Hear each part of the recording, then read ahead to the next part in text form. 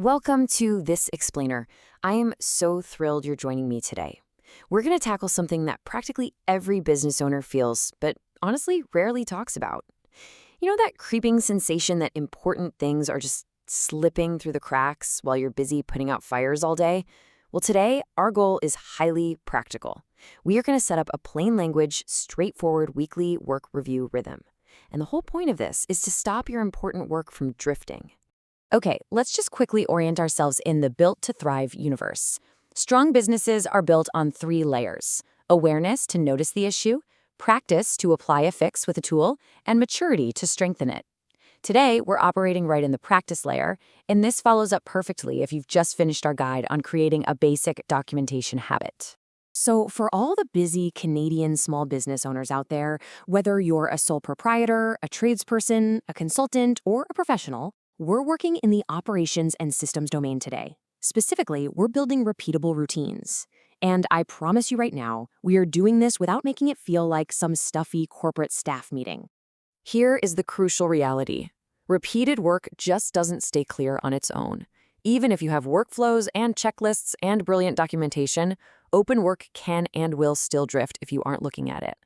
So a weekly review gives your business one regular, dedicated moment to check what's open, stuck, or overdue.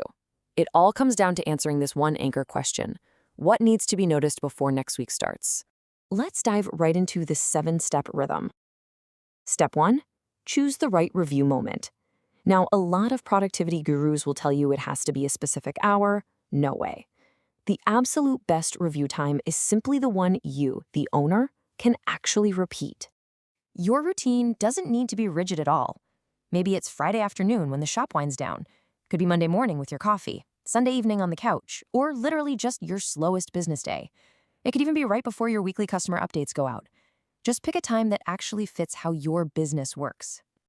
Moving on to step 2, review open work first. We want to start immediately with work that's already in motion. We're just doing a quick scan here. Look at your open jobs, projects, orders, or client files. Notice tasks waiting for action or work that literally hasn't moved an inch this week. Pay special attention to work that's really close to finished, but not quite complete, the 90% done pile.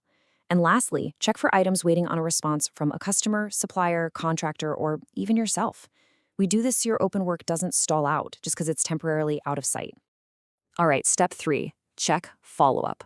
I always say, follow-up is almost always the very first thing to drift when things get crazy. We tell ourselves, oh, I'll remember to send that email, right? And then we totally forget. So take a look at quotes you've sent that haven't been answered or proposals waiting for a reply. Check on customers who need a quick update, suppliers who owe you info, and of course, unpaid invoices. Don't forget new leads needing a response or jobs needing some post-work contact. A quick check on these keeps your revenue flowing and your relationships healthy. Step 4 is where we put on our detective hats. We're going to look for stuck points to find the exact places where your work is just not moving. Ask yourself a rapid sequence of questions to unblock things. Where is work waiting? What's unclear? What keeps coming back to my desk over and over? What simply needs a decision or better information? And honestly, what just needs to be closed, paused, or moved forward right now? This step is an absolute game changer for clearing out operational friction. Okay, step 5, check records and admin. Now, let me be crystal clear here. This absolutely does not replace your monthly bookkeeping. It just prevents small, annoying messes from piling up. Think of this as maintaining basic order. Are your receipts saved and invoices sent? Have you noted payments received or unpaid amounts? Make sure customer records are updated, job notes are saved, files are actually named properly, important emails are captured, and upcoming deadlines are visible. Doing this weekly keeps you in control without it turning into some heavy, exhausting audit. Step 6 brings it all in for landing. Choose next week's first actions. You want to cleanly end your review with a very short list of next steps. You're setting up Monday for success.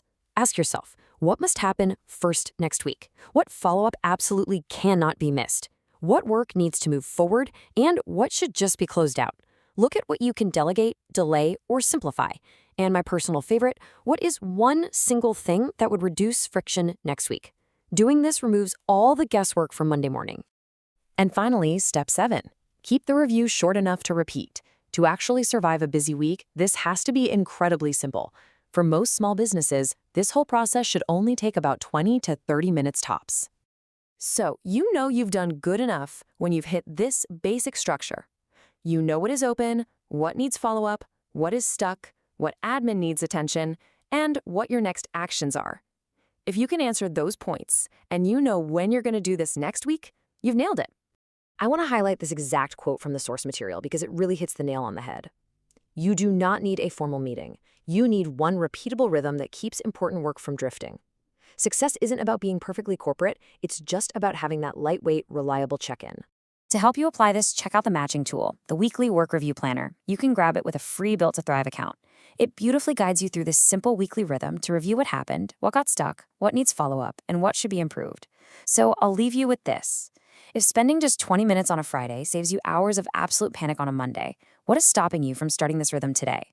Thanks so much for hanging out with me for this explainer, and I'll catch you next time.